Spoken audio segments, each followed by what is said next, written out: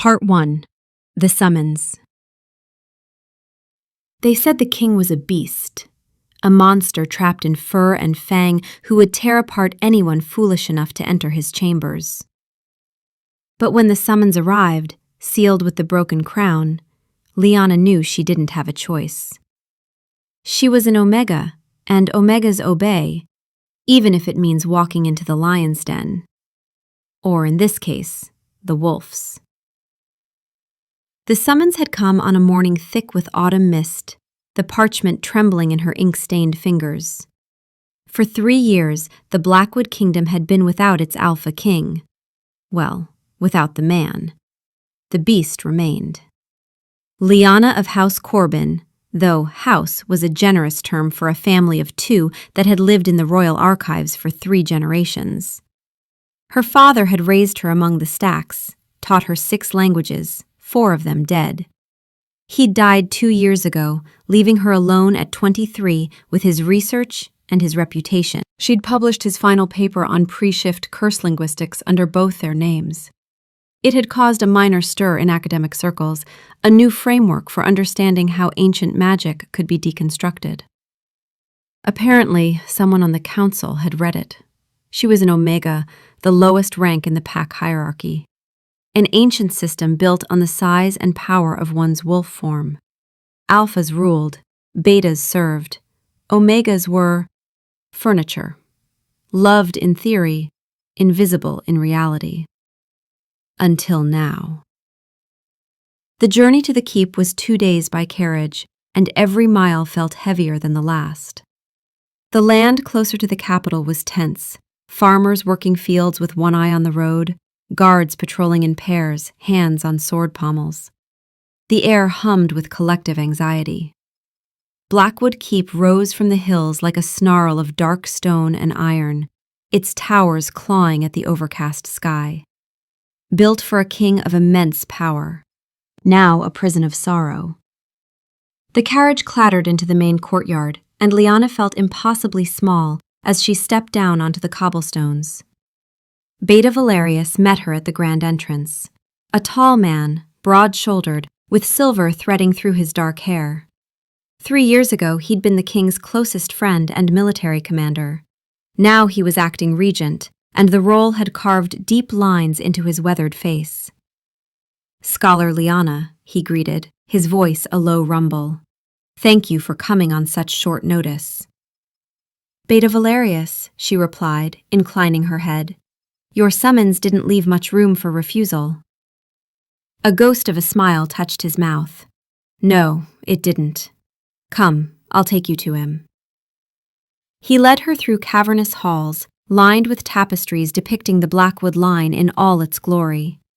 The last tapestry showed King Ezra at his coronation 5 years prior. He'd been 25, tall and broad, with sharp features and eyes the color of molten gold.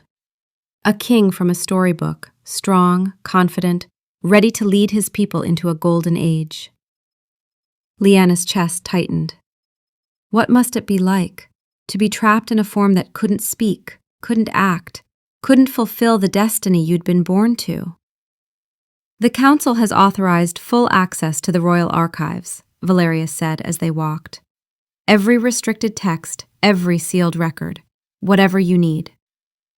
"And the king?" Liana asked quietly. Valerius's jaw tightened. "He's contained to his private study. It's where he feels safest.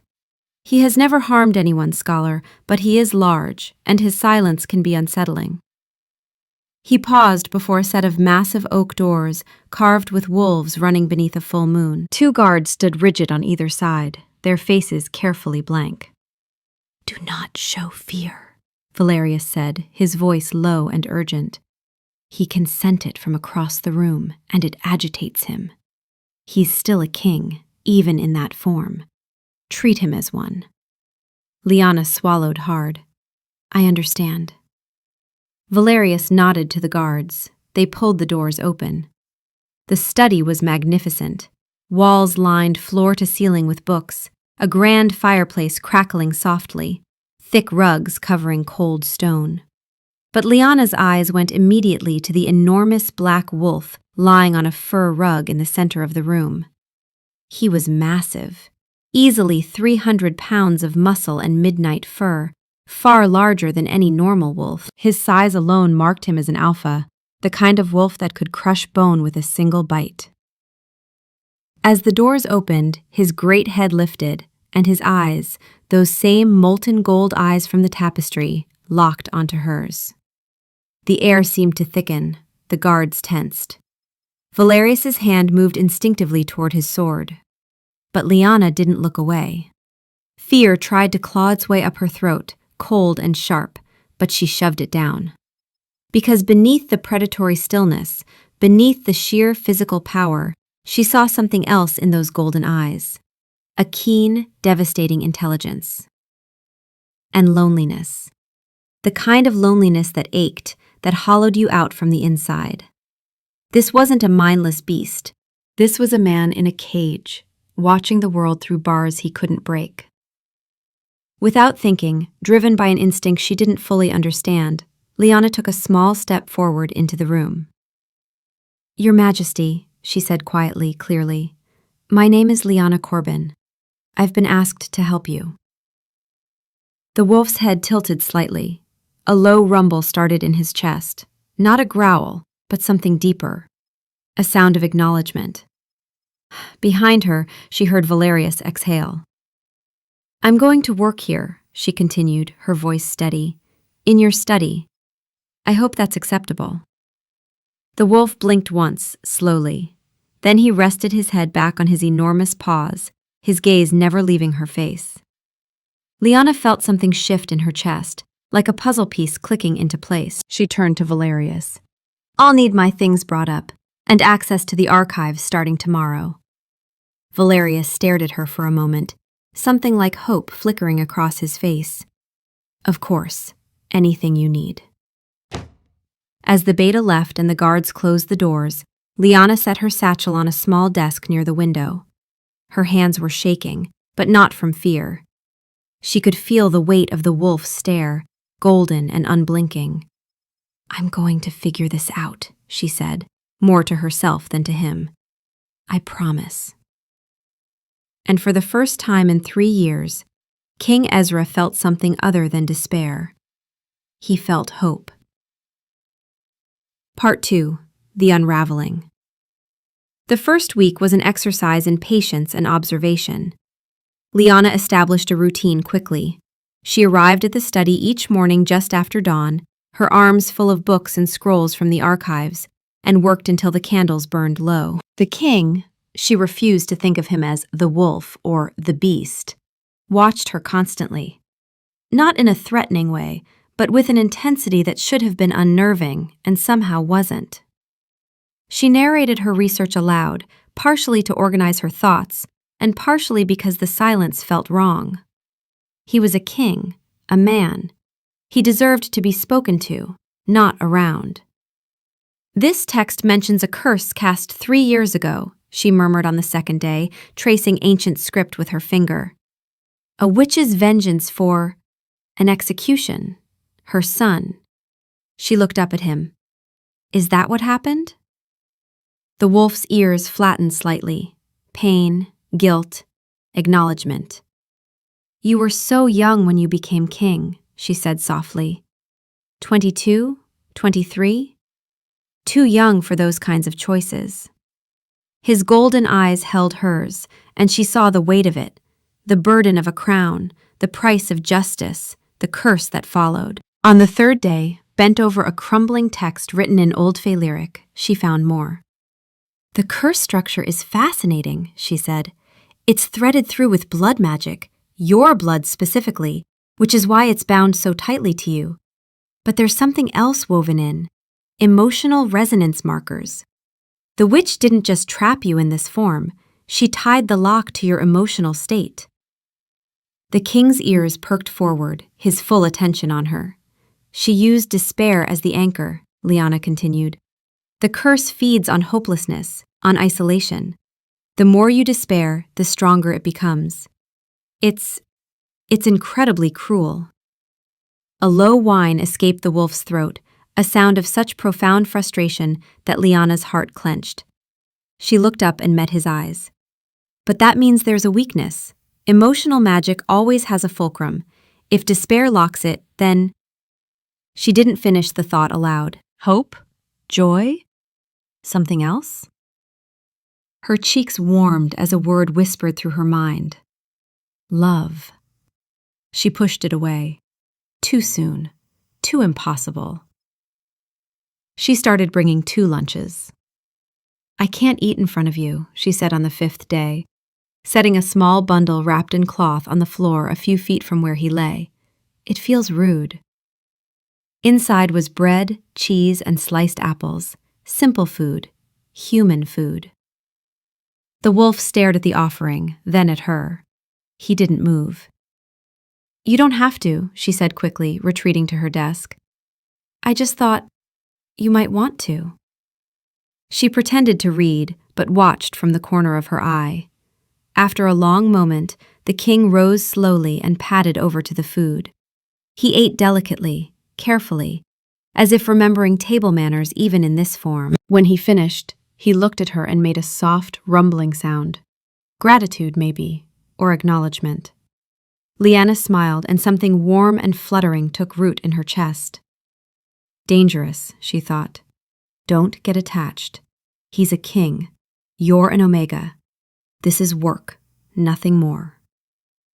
But her hands trembled slightly as she turned back to her research, and she knew she was lying to herself. That evening, she read to him for the first time. Her eyes were tired, her mind looping uselessly over the same problems. On a whim, she plucked a slim volume of poetry from one of the shelves and settled into the armchair near the fire. Do you mind if I read aloud? She asked. It helps me think. The wolf's tail gave a single, deliberate thump against the floor. She opened the book and began to read. Her voice was soft, steady, filling the quiet room with verses about starlight and lost travelers and the ache of distance. The king closed his eyes, and for the first time since the curse had taken hold, some of the tension bled out of his massive frame. She found herself watching him more than the page. The way firelight caught in his black fur, the gentle rise and fall of his breathing, the peace settling over his features. Beautiful, she thought, then caught herself. Stop it, this is madness. When she finally stopped, her throat dry, she looked over to find him watching her with an expression she couldn't quite name. If he were human, she thought it might be tenderness. Good night, Your Majesty, she whispered. He lowered his head to his paws, but his eyes stayed on her until she left, and she felt the weight of that gaze all the way to her room. That night, Liana lay awake in her small bedroom, staring at the ceiling. Her chest felt strange, too full, too warm. Her thoughts kept circling back to golden eyes and the rumbling sound he made when she spoke to him. This is concern, she told herself firmly. Professional concern, nothing more. But her heart knew she was lying. Part 3. The Thawing. By the second week, the invisible wall between them had crumbled entirely. Liana no longer hesitated to move around the study freely, stepping over the king's sprawled form or sitting on the floor beside him as she read. He, in turn, began to shadow her more closely, rising when she rose, positioning himself near her chair, always between her and the door, a silent guardian. One afternoon, she was examining a particularly faded manuscript, squinting at the text. She didn't notice him move until she felt warmth at her back. The massive wolf had positioned himself behind her chair, blocking the draft from the window. Her breath caught. It was such a small thing, such a thoughtful thing. She reached back without thinking, her hand finding the thick fur of his shoulder. He went very still. Thank you, she whispered. Her fingers moved of their own accord, stroking gently. Then a sound started deep in his chest, a rumbling purr that vibrated through her entire body. Oh, she breathed, enchanted. You like that? His eyes closed, and he leaned into her touch with a sigh that sounded almost human. After that, touching him became natural. A hand on his head as she passed, fingers scratching behind his ears while she read, her palm resting on his back as she worked. Each touch sent warmth spreading through her chest, and she told herself it meant nothing. Liar, whispered a voice in her head. You're falling for him. Impossible. He was a king. She was nobody. He was cursed, possibly forever, and yet. One morning, she arrived to find a book on her desk, one she'd mentioned wanting from a high shelf but couldn't reach. He'd somehow knocked it down for her during the night. Her eyes stung with unexpected tears. Such a small gesture, such enormous meaning. When she looked at him, his golden eyes were already on her, watching for her reaction. She smiled, pressed the book to her chest. Thank you. His tail thumped once. Her heart did something complicated in her chest, and she knew. She was in trouble. Deep, impossible trouble. She began to talk to him about more than just research. I've always been terrible at being an omega, she confessed one evening, staring into the fire. The king lay beside her chair, his warmth a comforting presence.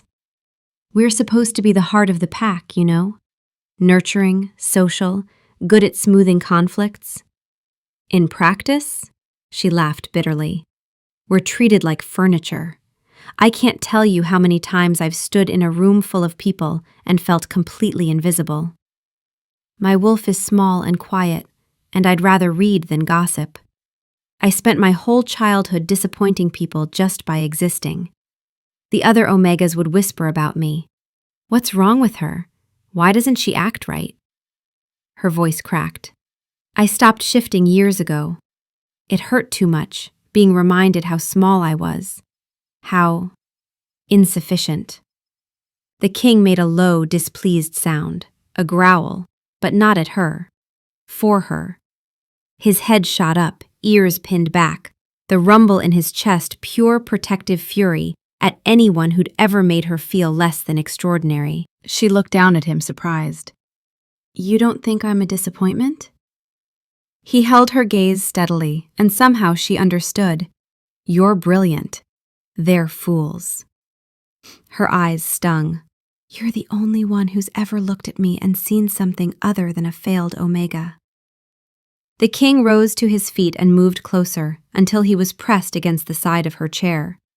He rested his massive head in her lap, the weight of it grounding and impossibly gentle. The trust in the gesture undid her. This powerful alpha, trapped and helpless, making himself vulnerable to her, trusting her with his pain. Liana buried her fingers in his fur and let herself cry quietly. For him, for herself, for all the loneliness they'd both carried. The king stayed perfectly still, a silent anchor in her storm. His breathing matched hers, steady and deep, as if he could calm her by sheer presence. When her tears finally subsided, she whispered, "Thank you." His tail thumped once against the floor, and she felt him press his head more firmly into her lap, a gesture that said, "I'm here. You're not alone anymore." That night changed something between them. She found herself staying later, inventing excuses. I should finish this chapter. Just one more text. The firelight is better for reading. All lies. The truth was simpler and more terrifying. She didn't want to leave him. One evening, she fell asleep in the chair, a book fallen into her lap. She woke in the deep hours of night to find a blanket draped over her. He'd pulled it from somewhere with his teeth and covered her.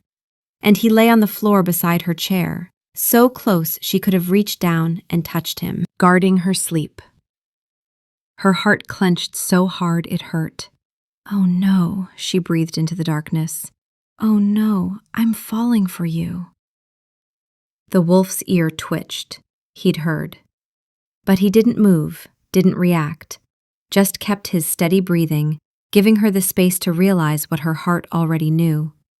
She was in love with a cursed king, in love with a wolf, in love with the kindest, most patient man she'd never properly met. This is impossible, she thought.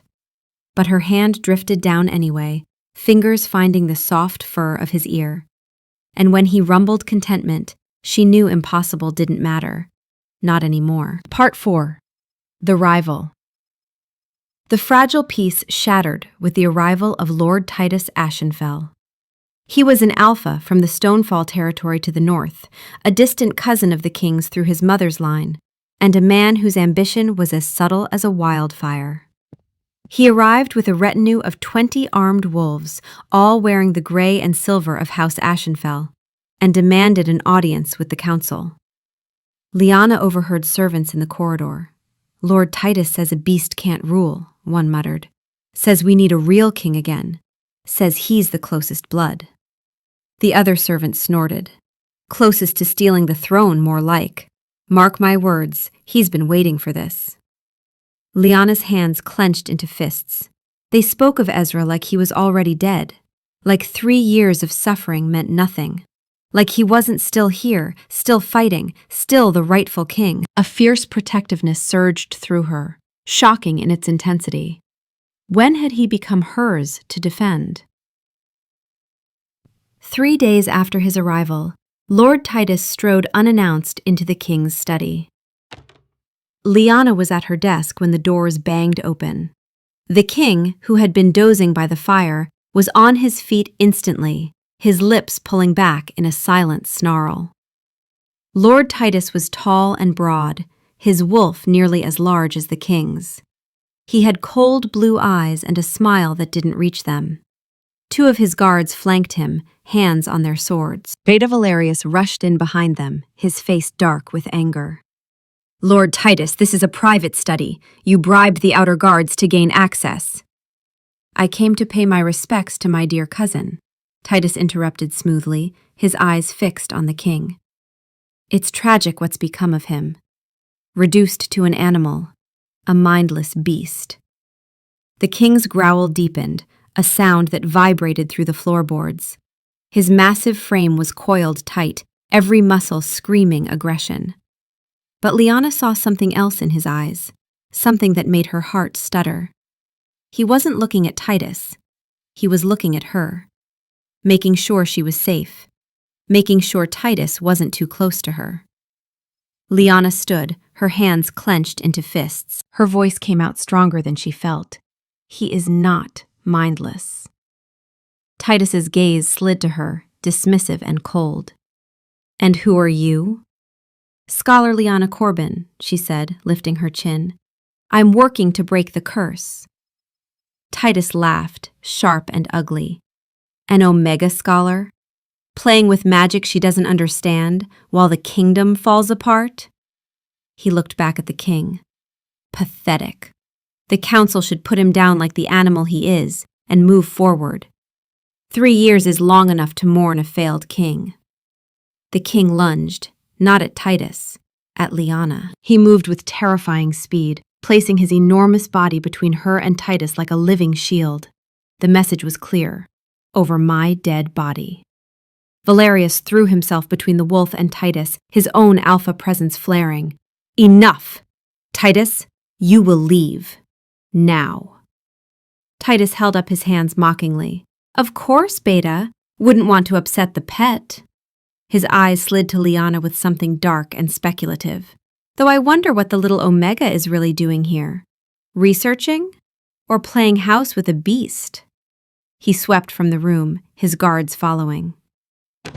The moment the door closed, the king's legs seemed to give out. He sank to the floor, shaking, not with rage now, but with the effort of controlling it. The protective fury, the inability to defend his throne, the fear for her safety, it all crashed down on him at once. Lyanna was at his side in an instant. She didn't think.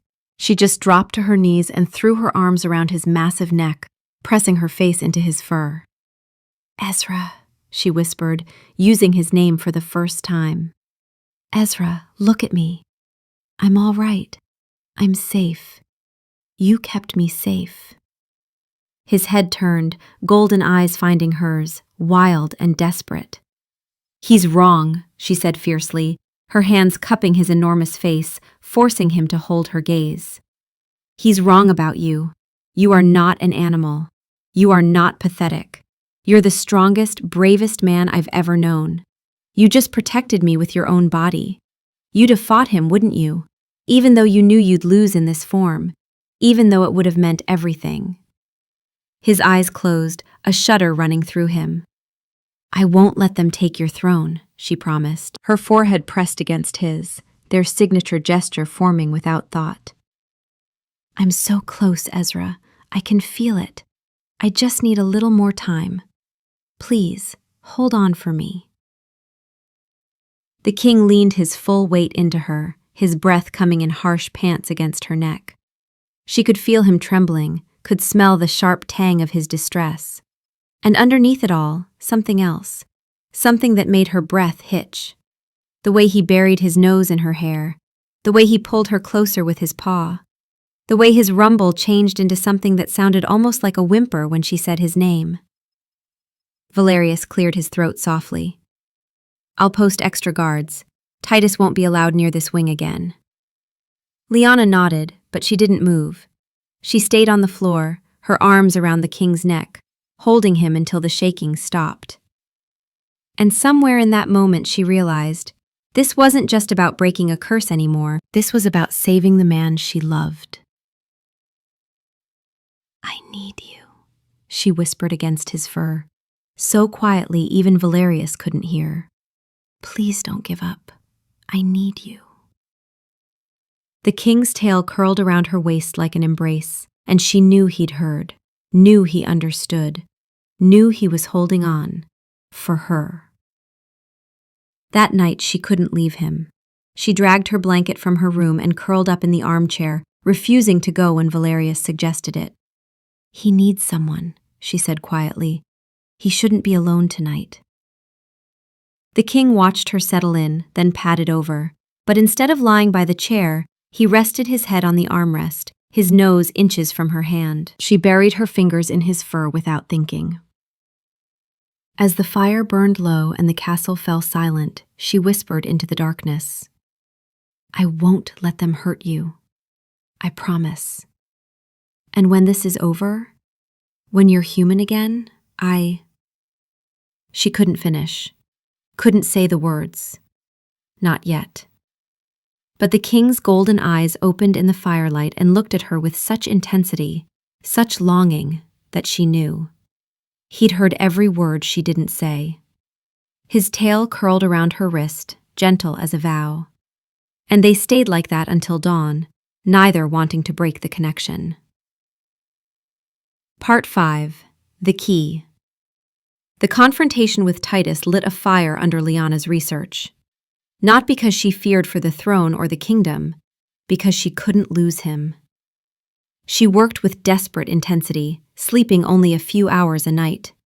Coffee grew cold on her desk, meals went untouched. The king would push bread toward her with his nose, and she'd eat a few bites absently, her mind elsewhere. He watched her with increasing concern. When she swayed with exhaustion, he'd position himself so she'd have to lean on him. When her eyes grew too tired, he'd nudge the books closed with his muzzle. When she worked past midnight, he'd deliberately step between her and the desk until she gave up and moved to the chair. Taking care of her the only way he could. And each gesture of care made her heart ache more, made her work harder, made her more desperate to break this curse so she could finally tell him properly how she felt. The breakthrough came on the 7th night after Titus's arrival. Liana stared at the ancient Phaleric text she'd read 100 times, her vision blurring from exhaustion. The curse could be broken by a love freely given, untainted by crown or duty. Everyone knew that. Every mage in the kingdom had tried. Noble families had offered marriages. Nothing worked. But why? She grabbed another text, this one on curse linguistics.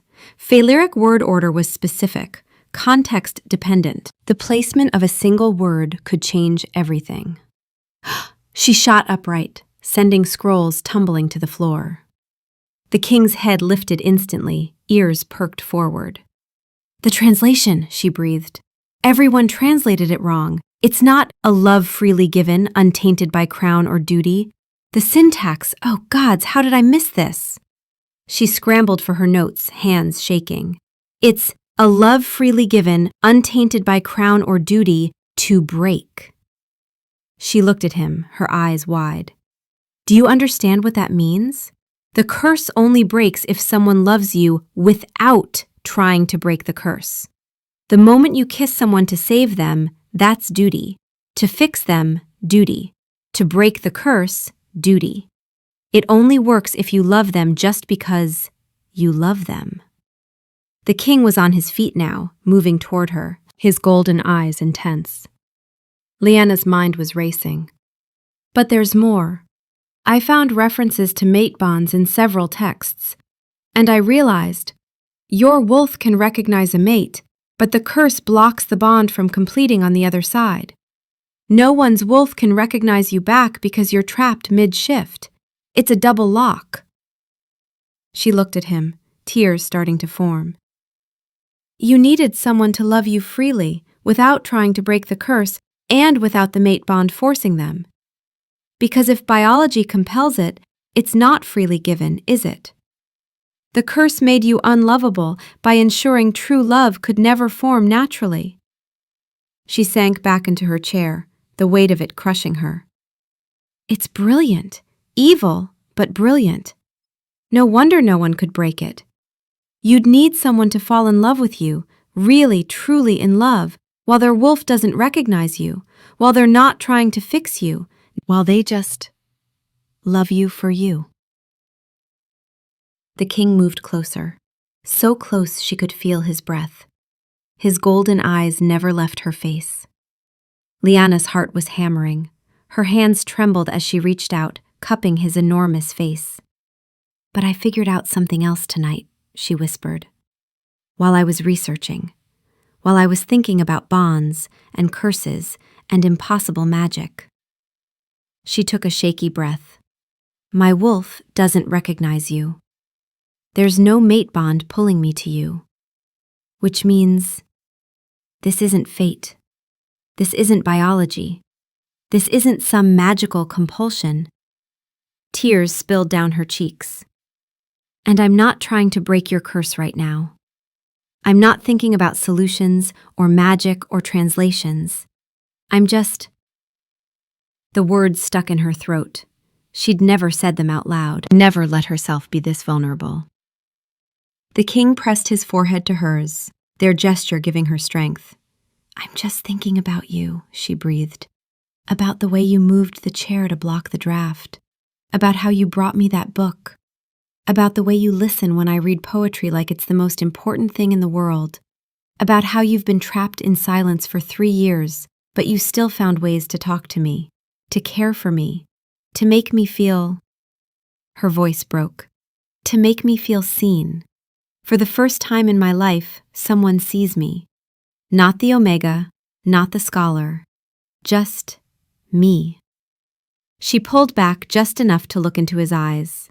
Those golden, intelligent, beautiful eyes that had haunted her dreams. I love you, she said, and the words came easier than she'd imagined, like they'd been waiting her whole life to be spoken. I love you, Ezra. Not the king, not the crown. Not because I'm trying to save you or fix you or break some curse. I love you because you're kind, because you're patient, because you're brave. Because when I talk, you listen like my words matter. Because you see me. She laughed through her tears. I love you because you're you. And I don't care if this works. I don't care if the curse never breaks. I needed you to know. I couldn't go another day without telling you. The king's eyes were wet, actual tears forming in his animal eyes. His whole body trembled. I love you, she said again, softer. I choose you. Not because I have to, because I want to. Because you're mine, and I'm yours. And nothing about that has anything to do with magic or fate or duty. It's just us. And then she did what she'd been wanting to do for weeks. What her heart demanded. What her soul needed. She leaned forward and pressed her lips to the bridge of his muzzle, right between his eyes. Soft, tender, and full of every ounce of love she'd been holding back. It wasn't a solution. It wasn't a spell. It was just the truth, given form. For a heartbeat, nothing happened. Then the world exploded. Part 6. The Transformation. Golden light erupted from the point of contact, so bright Liana had to squeeze her eyes shut. She felt herself thrown backward by a wave of pure magical force, landing hard on the rug several feet away. The air crackled and sang with power. The scent of ozone flooded the room, sharp and electric. And through it all, she heard a sound that made her heart stop. A scream, raw and human and agonized. She forced her eyes open through the blinding light. The king's body was convulsing on the floor, wreathed in that terrible golden light. She watched in horrified awe as the curse unraveled. His massive wolf form shuddered and contracted, bones cracking and reshaping with sounds that made her stomach turn. Fur receded like a tide pulling back from the shore, revealing pale human skin beneath. Muscles reformed, the powerful lupine frame compressing into something leaner, more angular. It was brutal, violent, sacred. The physical manifestation of a soul being set free from its cage. The light pulsed once more, then imploded with a sound like a thunderclap, plunging the room into sudden, shocking silence. Where the great black wolf had been, a man now lay collapsed on the fur rug. Liana's breath caught. He was naked, sprawled on his side, his body trembling violently with aftershocks. His hair was black as midnight, long and tangled, plastered to his skin with sweat. Even in his obvious exhaustion, she could see the echo of the wolf. Broad shoulders, long limbs, a powerful frame. The face from the tapestries, but older, harder. Sharp aristocratic features, strong jaw shadowed with stubble. For a moment, he didn't move. Then, slowly, shakily, he pushed himself up onto his hands and knees. His head hung low, his whole body shaking. He took a breath, a deep, shuddering, human breath. The first he'd taken with human lungs in 3 years. Then he lifted his head. Liana forgot how to breathe. His eyes were the same, molten gold, blazing with intelligence and an emotion so intense it made her chest ache. Recognition, gratitude, wonder, and love. So much love it overwhelmed everything else. "Liana," he rasped. His voice was rough from 3 years of disuse, raw and broken, but it was a human voice, his voice. And God's, it was beautiful. The sound of her name on his lips shattered something inside her. Tears spilled down her cheeks as she scrambled to her feet. She grabbed the blanket from the chair and rushed to his side, draping it over his shoulders. He was still shaking, his strength clearly spent. She knelt beside him, her hands hovering, afraid to touch him and equally afraid not to. Afraid this was a dream, and she'd wake back in her archives, alone. "It's all right," she whispered. "You're all right. You're free. You're human.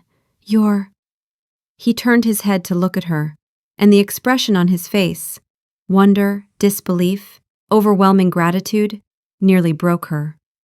"You did it," he said, his voice gaining strength with each word. "You actually did it." A laugh bubbled out of her, half sob, half joy. "We did it, together." He reached out slowly, movements clumsy, as if relearning how his own body worked.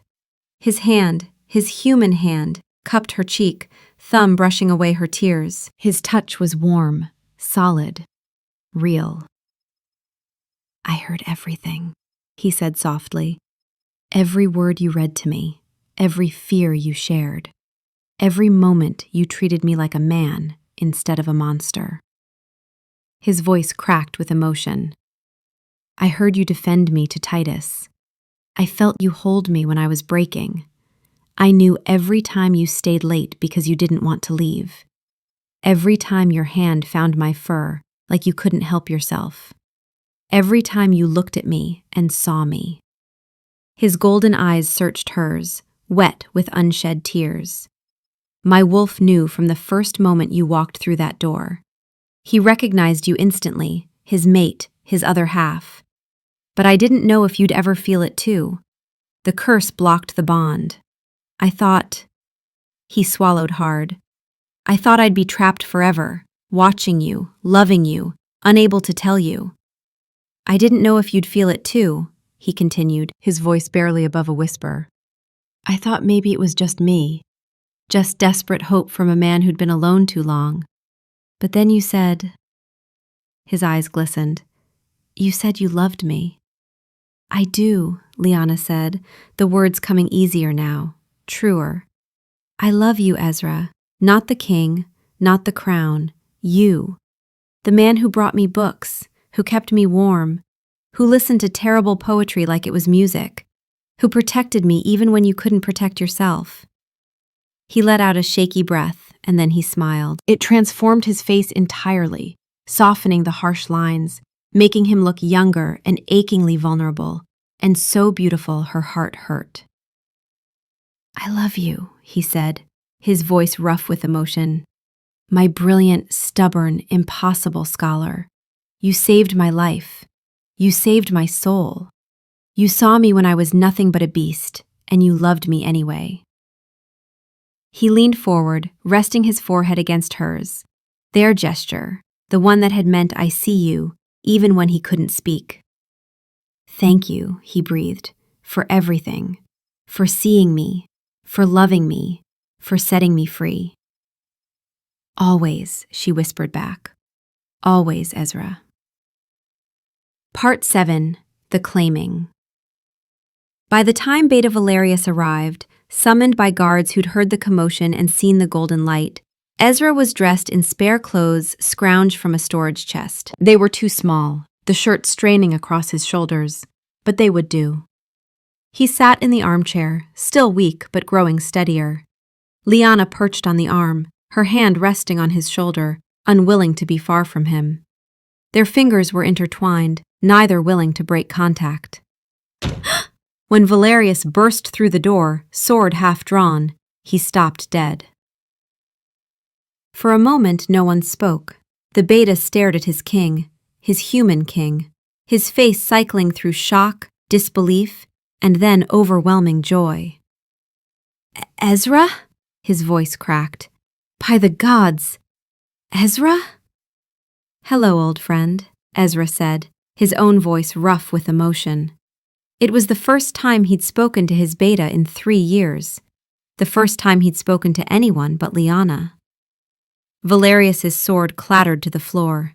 He crossed the room in 3 strides and dropped to one knee, his head bowed, his shoulders shook. My king, you're back. You're actually back.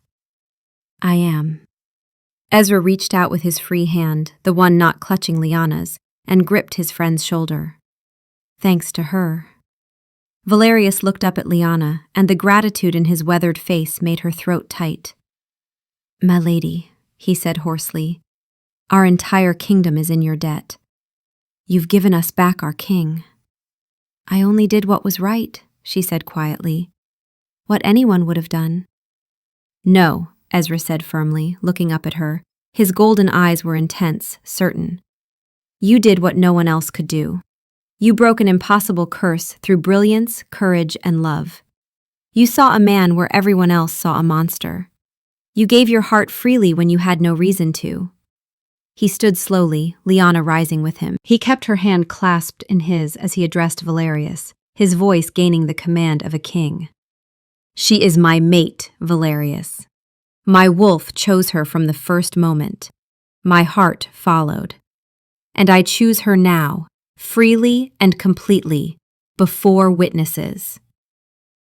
Valerius's eyes widened, then a slow smile spread across his face. the first genuine smile he'd worn in 3 years. "Then we are doubly blessed tonight, Your Majesty. A king restored and a queen found." "I'm not," Liana started, flustered. She looked at Ezra with panic in her gray eyes. "I'm just an Omega. I can't be." "You are," Ezra said, turning to face her fully. He took both her hands in his, holding them against his chest over his heart. "If you'll have me. If you'll stand beside me as I reclaim my throne and rebuild this kingdom. If you'll let me spend the rest of my life showing you how extraordinary you are." His golden eyes held hers, and she saw everything in them: hope, love, vulnerability, strength, certainty.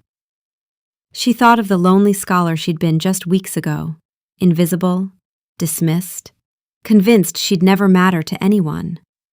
She thought of the cursed king who'd been trapped in silence, watching his kingdom crumble, unable to speak or act or be seen as anything but a beast.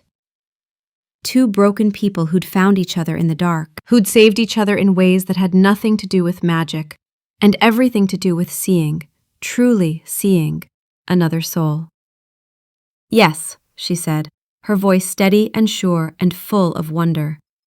"Yes. Always yes." Ezra's smile could have lit the entire kingdom. He pulled her close, one hand cradling her face, the other wrapping around her waist. "My queen," he murmured, so softly only she could hear. "My heart, my home." And then he kissed her, really kissed her this time, human lips against human lips, warm and alive and full of 3 years of longing, finally given voice. Part 8. The Declaration. Word spread through the castle like wildfire. The king was restored. By dawn, the throne room was packed. Council members, nobles, guards, servants, everyone who could fit into the grand hall had come. Lord Titus stood near the front, his face a mask of barely concealed fury, his entire plan crumbling with every rumor of Ezra walking upright. When the great doors opened, a hush fell. Beta Valerius entered first, taking his place at the foot of the dais with shoulders squared and pride radiating from every line of his body. Then came Ezra. He wore simple black, borrowed trousers, a too-tight shirt, no crown, no ceremony. He wanted them to see the man who'd endured, the man who'd survived, the man who'd earned his crown through suffering and had the right to reclaim it. He moved with a warrior's grace, his presence filling the room, commanding attention without effort. 3 years as a wolf hadn't diminished his power, it had refined it. He ascended the dais and turned to face his people. 3 years ago, he began, his voice carrying easily through the hall, rougher than it had been but strong. "A witch cursed me. She sought to destroy not just me but this entire kingdom by removing its leader. She succeeded. For a time." He let his gaze sweep across the crowd, making eye contact with council members, nobles, guards. "I know what you saw. A beast, a monster, a king who had failed you. And I know that in my absence, this kingdom has suffered. The council fractured, rival nobles circled like vultures." His eyes found Titus. Some even sought to steal what was not theirs. Titus's jaw clenched, but he said nothing. The room was utterly silent. "But I am returned," Ezra continued, his voice ringing with quiet power. "And I did not return alone. I did not break this curse through my own strength. I did not endure 3 years of hell through my own will. I survived because of one person." He turned and extended his hand toward the entrance. Liana walked in, her heart hammering against her ribs. She wore her simple gray dress, her scholar's clothing. She looked absurdly out of place among the finery of the court, but she held her head high and walked steadily, remembering what Ezra had told her before they entered. "They need to see who you really are. Not a costume, not a performance. Just you." Ezra took her hand and drew her to his side on the dais. "This is Leanna Corbin," he said, his voice warm with pride and love. "Many of you know her as a scholar from the archives, an Omega, someone you overlooked and dismissed because she didn't fit your narrow definition of worth." Murmurs rippled through the crowd, some shocked, some curious, some disapproving. "She is the woman who broke a curse that baffled the most powerful mages in the kingdom. She is the woman who saw a man where others saw only a beast. She spent weeks in the presence of what you called a monster, never once showing fear, never once treating me as anything less than a king." He turned to look at her, his expression softening. "She is brilliant, courageous, kind, and stubborn as hell. She argued with me about linguistics when I couldn't argue back. She read me poetry and brought me apples. She cried for me. She defended me. She loved me when she had no reason to, when she gained nothing from it, when everyone told her I was lost." He looked back at the crowd. "She is my mate, the choice of my wolf and my heart, and she will be your queen." The throne room erupted. Some gasped in shock, others murmured approval, but the loudest voice was Lord Titus. "An Omega?" he shouted, face flushed with rage. "You would make a low-born scholar with no political connections, no powerful family, our queen? The kingdom needs strength. We need alliances, armies, power, not her." Ezra's expression went cold. His voice dropped to a dangerous level. "You dare question my choice, Titus? I question the wisdom of placing a weak Omega beside the throne when enemies surround us," Titus shot back. "She has no armies, no bloodline, no power. What can she possibly offer this kingdom?" Before Ezra could respond, before Valerius could intervene, Liana stepped forward. Her hand trembled, but her voice was clear and steady. 3 years of being invisible had taught her how to speak when it mattered. "You're right, Lord Titus," she said, and the room fell silent. "I have no powerful family. I have no armies to command. My wolf is small, and by your hierarchy, I am weak." Titus smirked, thinking he'd won. "But I broke a curse that every mage in this kingdom said was impossible. I did what magic and might could not. I didn't need a large wolf or a famous name or political connections. I needed knowledge, patience, compassion, the ability to see what others refused to see." She looked out at the crowd, her gray eyes steady. "For 3 years, this kingdom has been ruled by fear.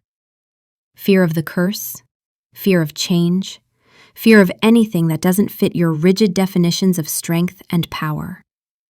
And where has that gotten you?" She gestured around the throne room. A fractured council, rival nobles circling, a people who have forgotten what it means to have hope.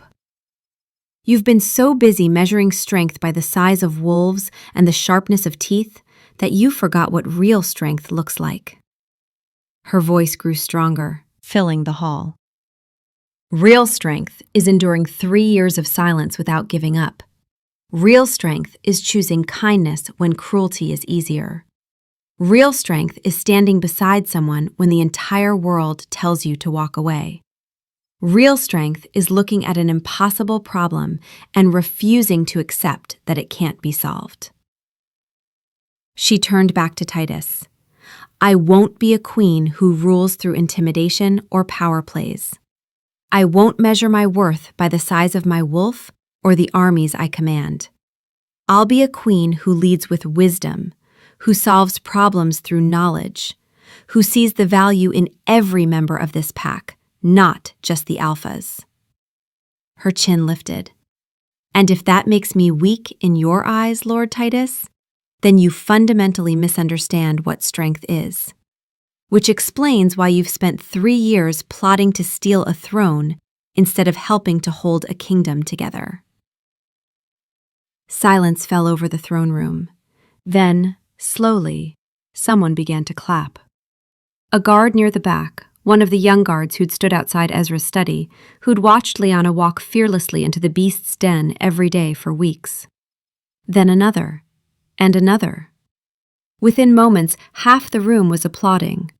Guards, servants, younger nobles who'd grown tired of the old ways, common pack members who'd been overlooked just like she had. The sound built until the throne room rang with it. Liana felt tears prick her eyes. Ezra pulled her close, his arm around her waist, solid and warm and proud. He addressed the room with unmistakable authority, his voice carrying over the applause. Liana is my choice, my mate, my queen. Those who stand with us will help rebuild this kingdom into something greater than it was. A kingdom where worth is measured by character, not rank, where strength means more than the ability to dominate. He looked directly at Titus. Those who stand against us will be removed. Titus's face went pale. He gave a stiff bow, his movements jerky with barely controlled rage. Of course, Your Majesty. I misspoke. The journey has tired me. He retreated from the hall, his retinue following, every line of his body radiating fury and humiliation. Valerius stepped forward, his voice booming with joy and pride. All hail King Ezra! All hail Queen Liana! The cry was taken up throughout the hall, growing louder with each repetition. Long live the king! Long live the queen! The sound was thunder. It was validation. It was acceptance. Liana looked up at Ezra, overwhelmed. He looked down at her, his golden eyes soft with love and pride and wonder. He pressed a kiss to her temple, his lips warm against her skin. Together, he murmured against her hair. Together, she agreed. And in that moment, standing on the dais before the kingdom, an Omega scholar and a once cursed king began their reign. Not with power or dominance or armies, but with love, wisdom, and the quiet strength of two people who'd saved each other. Epilogue. The beginning. 6 months later, the kingdom had stabilized in ways no one could have predicted. The council had been restructured, with Valerius as the king's right hand, and several new members chosen for competence rather than bloodlines, including 2 Omegas whose intelligence had been overlooked for decades. Lord Titus had returned to Stonefall and remained quiet, his ambitions thoroughly crushed. Trade routes had reopened, the treasury had stabilized, and most importantly, the people had begun to hope again. Ezra and Liana were married in a quiet ceremony in the castle's garden, surrounded by those they loved. She wore a crown of silver leaves that caught the sunlight. He wore a smile that hadn't left his face for months. Valerius officiated, his voice thick with emotion, and when Ezra kissed his bride, the entire garden erupted in cheers. They still spent their evenings in the king's study, now their study. Liana had her own desk, piled high with books and research. She was working on a comprehensive guide to curse linguistics, determined that no one else would suffer as Ezra had. He often pulled her away from her work to dance with her by the firelight, humming old songs and making her laugh. The study held memories now, good ones, woven through the painful ones. It was where they'd found each other, where they'd learned each other, where love had quietly grown in the space between words. One evening, as the first snow of winter began to fall outside, Liana stood at the tall window watching flakes drift past the glass. The courtyard below was peaceful, covered in white, transformed. Ezra came up behind her, wrapping his arms around her waist and resting his chin on her shoulder. "What are you thinking?" he asked softly. "That a year ago, I was alone in the archives, convinced I'd never matter to anyone," she said. "Invisible, dismissed. Just another failed Omega taking up space." She turned in his arms so she was facing him. "And now I'm here, with you, helping to rule a kingdom, changing laws, making a difference. It feels like a dream. If it is, I never want to wake up." He cupped her face in his hands, thumbs stroking her cheeks. You saved me, Liana. In every way a person can be saved. You gave me back my voice, my body, my kingdom.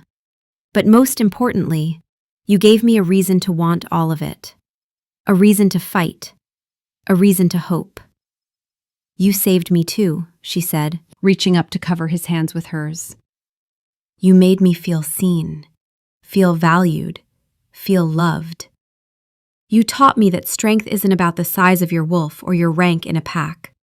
It's about endurance, about choosing love even when it's hard, about seeing people for who they really are. He leaned down and kissed her, soft and sweet and familiar. When they finally pulled apart, he rested his forehead against hers, their gesture, the one that had sustained them through the darkest times. I love you, he whispered. I love you too, she whispered back. Come, he said suddenly, his golden eyes gleaming with mischief. I want to show you something. He led her out onto the balcony, where the snow was falling thicker now, covering the courtyard in pristine white. The air was cold and crisp, their breath visible. Then, to her surprise, he began to shift. It was beautiful this time, not violent or force. His body flowed like water, reforming into the great black wolf she'd first met.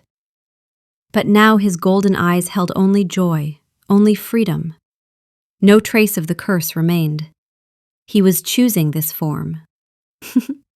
He looked at her expectantly, then back toward the snow-covered gardens below. An invitation. Liana laughed, understanding. She closed her eyes and let her own shift take hold. Something she hadn't done in years. Something she'd been afraid of. But not anymore.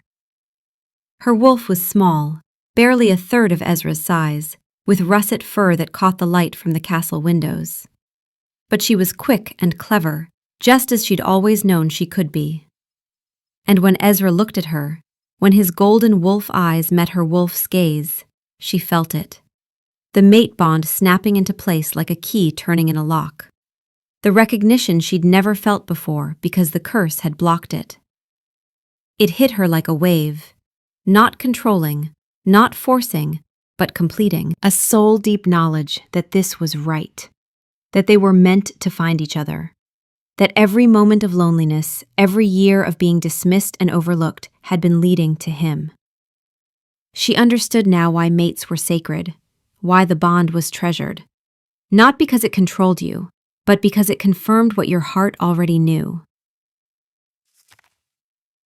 Together, they leapt from the balcony and raced through the snow-covered gardens. Ezra let her take the lead, following her through the hedgerows and beneath the ancient oaks. She was faster than he expected, her small size an advantage in the narrow spaces. When she finally stopped, breathless and exhilarated, he nuzzled her gently. They stood together under the falling snow, two wolves who had found their way home.